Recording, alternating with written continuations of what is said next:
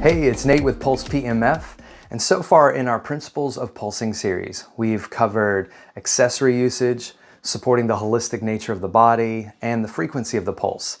Today we're going to introduce the seventh principle with this question: what is the user's personal tolerance level? Personal tolerance levels are a wide and varied subject. They can involve enduring temperature extremes, stress levels, audible volume levels, and everything in between. And to make matters more complicated, everyone has a different personal tolerance level, reminding us again why we promote principles over protocols. Now, when we're discussing personal tolerance levels with PEMF, we're mainly referring to two factors: the magnetic field strength and the session duration. Incredible results in our pulsing sessions often hinge on us strategically getting as much energy into the body as possible. This requires a stronger magnetic field and/or longer sessions.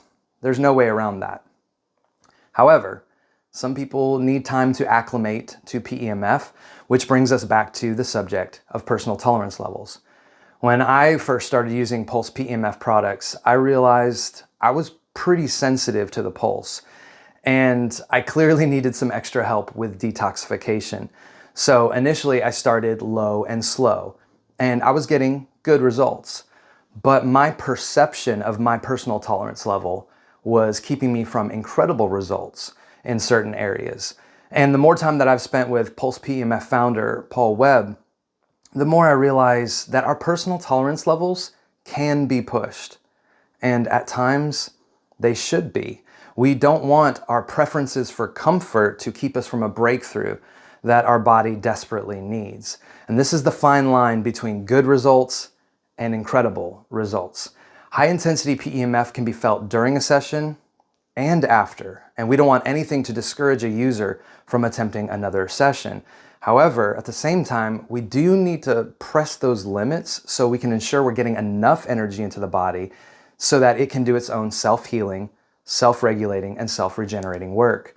Therefore, if someone is sensitive to the pulse, we have to figure out a compromise. If we can't turn the MFS up higher, then they need more time with the pulse. For me, it meant a lower magnetic field strength and longer sessions.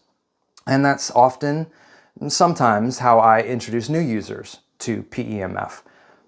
Now, I've also experienced the complete opposite, where a new user wants me to crank the MFS all the way up in the first session. Those type of people are thrill seekers. They love the high intensity PEMF experience. So regardless if you're a thrill seeker or you're sensitive or new to the pulse, we can always figure out a way to get more energy into those target areas.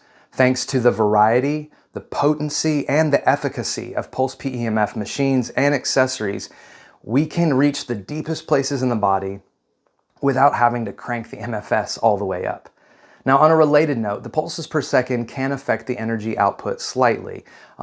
In some cases, more pulses will mean more energy. For example, 4 pulses per second is twice the energy as 2 pulses per second. Now, as you're increasing PPS on a solid state machine like the XL Pro, you'll find that the maximum energy output at each pulse is at 5 pulses per second. After 5 pulses per second and you keep turning the PPS up, then the energy output at each pulse will gradually decline to accommodate that faster pulse.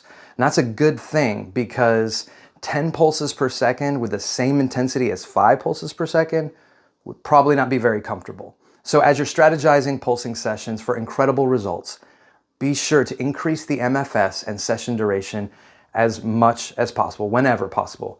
If necessary, do it gradually over a series of days or even weeks. Just remember, get as much energy as you can, and the body will do the rest.